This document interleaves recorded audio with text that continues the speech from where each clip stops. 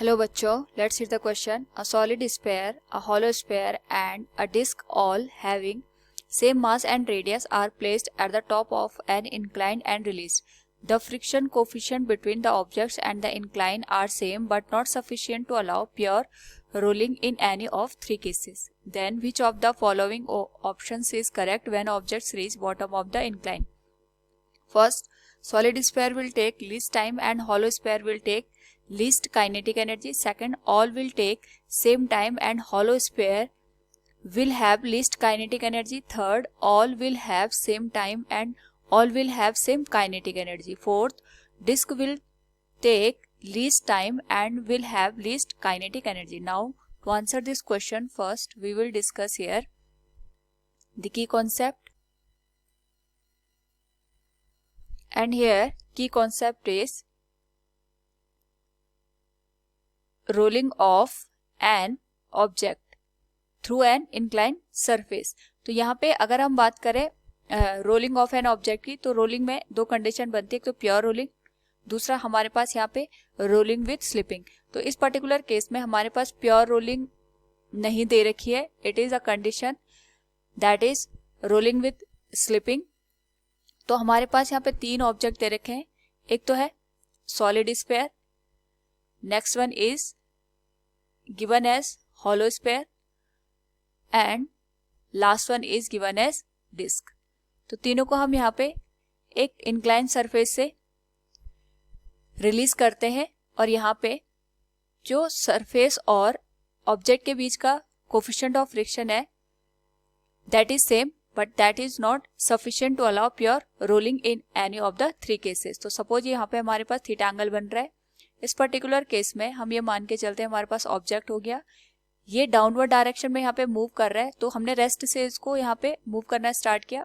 तो इस केस में इसकी जो इनिशियल वेलोसिटी होगी दैट विल बी 0 और हम ये मान के चलते हैं इसको डाउनवर्ड डायरेक्शन में एक्सीलरेशन प्रोवाइडेड हो रहा है that is given as a.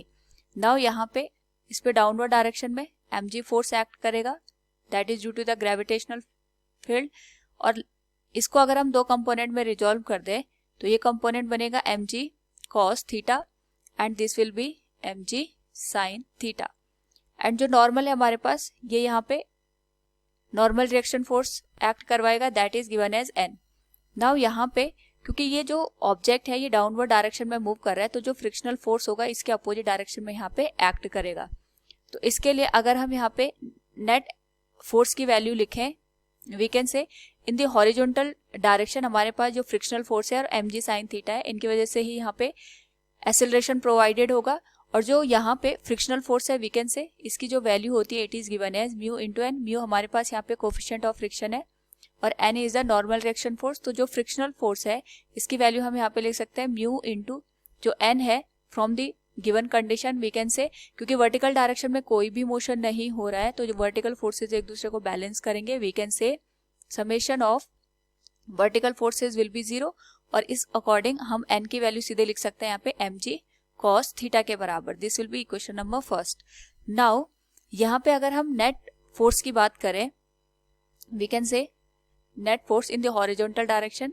तो ये हो जाएगा हम इस पर्टिकुलर केस में इस डायरेक्शन को नेगेटिव लेके चल रहे हैं और इसको पॉजिटिव मान के चल रहे हैं. तो यहाँ पे जो माइनस mg sin थीटा होगा इसको हमने नेगेटिव लिया है क्योंकि ये डाउनवर्ड डायरेक्शन में मूव कर रहा है और जो फ्रिक्शनल फोर्स है ये पॉजिटिव आ जाएगा. जो नेट फोर्स की वैल्यू होगी we can say it will be given as minus of ma.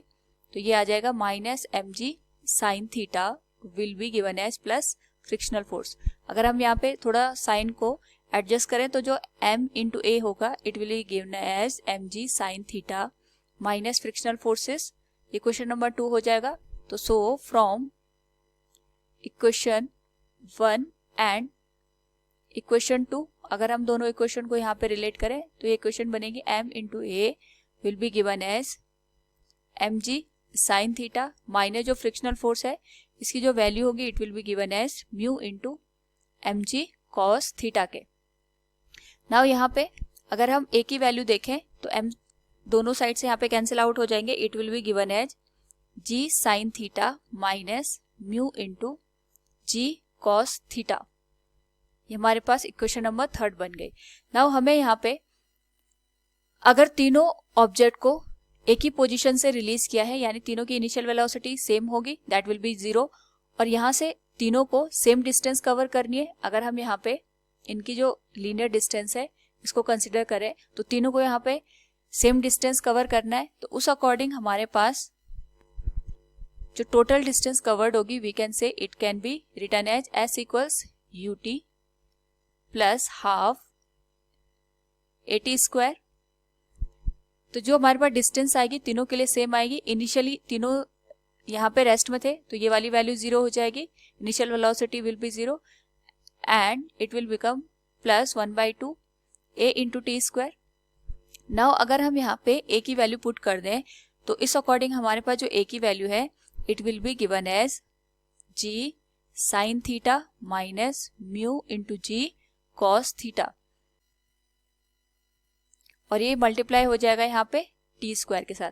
तो यहाँ से हम देखते हैं कि जो तीनों हमारे पास ऑब्जेक्ट है उनको सेम डिस्टेंस कवर करनी पड़ रही है, और साथ में जो तीनों का मास है उस पे जो हमारा टाइम है वो डिपेंड नहीं कर रहा है, ना ही तीनों की रेडियस पे हमारे पास जो टाइम है वो यहाँ पे डिपेंड कर रहा है। So we can say since time is independent of mass and radius,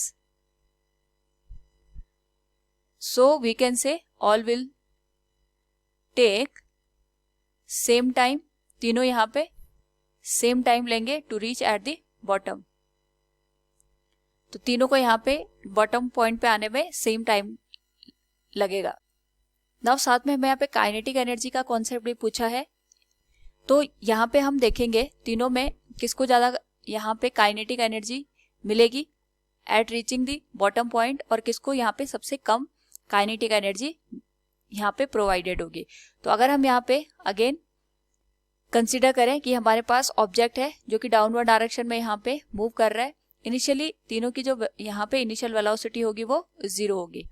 now from here अगर हम यहाँ पे देखें तो जो हमारे पास फ्रिक्शनल फोर्स एक्ट कर रहा है इसके करस्पॉन्डिंग अगर हम यहाँ पे देखें वैल्यू, फ्रिक्शनल फोर्स इस डायरेक्शन में काम कर रहा है। तो यहाँ पे अगर हम at the point of the contact की बात करें, इसके करस्पॉन्डिंग यहाँ पे जो टॉर्क प्रोवाइडेड होगा, we can say torque due to frictional force. तो यहाँ पे जो फ्रिक्शनल फोर्स के कॉन्सेप्ट में अगर हम टॉर्क की वैल्यू देखें, नाउ यहाँ पे अगर हम टॉर्क को कंसिडर करें तो हम यहाँ पे axis of rotation centre of mass से पास होते हुए देखेंगे।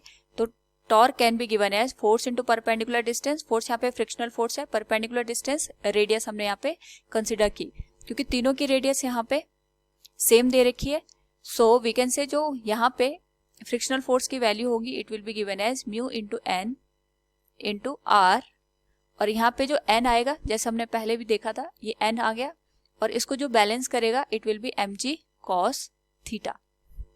तो यहाँ पे जो टॉर्क की वैल्यू होगी it will be given as mu into mg cos theta into R. ये हमारे पास बन गई इक्वेशन नंबर फर्स्ट।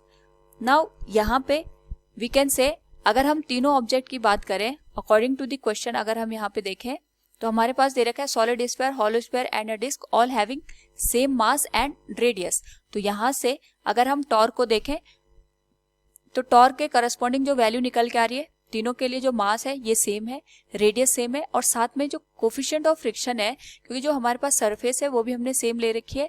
तो क्वेश्चन में यही मेंशन है कि हमारे पास जो तीनों के लिए करस्पॉन्डिंग कोफिशिएंट ऑफ फ्रिक्शन आएगा वो भी सेम आएगा। तो यानी तीनों के लिए जो टॉर्क आएगा वो हमारे पास यहाँ पे सेम निकल के आएगा। We can say here torque will be same for all three objects. तीनों के लिए हमारे पास यहाँ पे टॉर्क की वैल्यू सेम निकल के आएगी। नाउ यहाँ पे अगर टॉर्क की वैल्यू सेम निकल के आएगी तो तीनों के लिए जो एंगुलर मोमेंटम आएगा we can say angular momentum. So we can say angular momentum L is given as torque into dt, क्योंकि तीनों यहाँ पे सेम टाइम ले रहे हैं और साथ में यहाँ पे हमारे पास तीनों के लिए टॉर्क की वैल्यू भी सेम है। तो जो एंगुलर मोमेंटम आएगा we can say it will be same for all three objects, ये तीनों के लिए यहाँ पे सेम होगा. Now from here we can say हमारे पास जो एंगुलर मोमेंटम होता है इसको हम यहाँ पे मोमेंट ऑफ इनर्शिया के साथ रिलेट करवा सकते हैं. Angular momentum will be given as L equals I omega,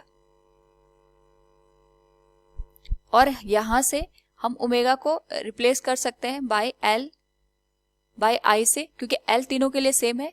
तो जो हमारे पास ओमेगा पे इफेक्ट पड़ेगा केवल मोमेंट ऑफ इनर्शिया का पड़ेगा. एंड वी नो दैट जब हमारे पास हम यहाँ पे काइनेटिक एनर्जी की बात करेंगे तो दोनों टाइप की काइनेटिक एनर्जी आएगी. एक तो ट्रांसलेशनल काइनेटिक एनर्जी और दूसरी रोटेशनल काइनेटिक एनर्जी. नाउ अगर हम यहाँ पे काइनेटिक एनर्जी को देखें तो ट्रांसलेशनल काइनेटिक एनर्जी हो जाएगी हाफ mv² और रोटेशनल काइनेटिक एनर्जी हो जाएगी half I omega square. Now यहाँ पे ट्रांसलेशनल काइनेटिक एनर्जी तीनों के लिए सेम आएगी क्योंकि मास तो हमारे पास यहाँ पे सेम है, और जो v है we can say v equals u plus at, क्योंकि तीनों के लिए एक्सेलरेशन सेम है, टाइम सेम है, तो जो v की वैल्यू होगी वो भी यहाँ पे सेम निकल के आएगी. सो वी कैन से जो हमारे पास ट्रांसलेशनल काइनेटिक एनर्जी है ये सेम रहेगी, इसका यहाँ पे कोई भी इफेक्ट नहीं आएगा. प्लस अगर हम रोटेशनल काइनेटिक एनर्जी देखें तो we can say it will be half I omega को हम लिख सकते हैं L बाई I का whole square. So the kinetic energy can be written as kinetic energy will be kinetic energy translational, ये तो तीनों के लिए सेम रहेगी, प्लस 1/2 I से I कैंसिल हो जाएगा, it will be L square by I के. तो L भी तीनों के लिए सेम है, ट्रांसलेशनल काइनेटिक एनर्जी भी सेम है, तो जो टोटल काइनेटिक एनर्जी है that is inversely proportional to moment of inertia. Now अगर हम बात करें moment of inertia for solid sphere, solid sphere के लिए जो मोमेंट ऑफ इनर्शिया होता है ये होता है 2/5 m इंटू आर स्क्वायर के, यानी इसको हम लिख सकते हैं 0.4 m into R square. Similarly अगर हम बात करें यहाँ पे moment of inertia for hollow sphere, अगर हम यहाँ पे हॉलो स्फीयर के लिए बात करें तो हॉलो स्फीयर के लिए इसकी वैल्यू होती है 2/3 m इंटू आर स्क्वायर, ये हो जाएगा 0.66 m इंटू आर स्क्वायर. और जो हमारे पास डिस्क होता है moment of inertia for disc, it will be given as m into R square by 2, जिसको हम लिख सकते हैं 0.5 m इंटू आर स्क्वायर के. तो इस रिलेशन से हम ये देखते हैं जिसके पास मोमेंट ऑफ इनर्शिया जितना ज्यादा होगा उसकी काइनेटिक एनर्जी इतनी कम होगी. तो अगर हम यहाँ पे तीनों की मोमेंट ऑफ इनर्शिया को कंपेयर करते हैं तो वी कैन से जो हमारे पास हॉलो स्फीयर है उसका जो मोमेंट ऑफ इनर्शिया है ये सबसे ज्यादा है, और अगर इसका मोमेंट ऑफ इनर्शिया सबसे ज्यादा है इसका मतलब ये होगा कि इसकी जो काइनेटिक एनर्जी होगी ये सबसे लीस्ट हमें यहाँ पे देखने को मिलेगी. So from the given question we can say यहाँ पे all will take the same time and hollow sphere will have least kinetic energy. Option second will be the correct answer. Hope all you understood it. Thank you and best of luck.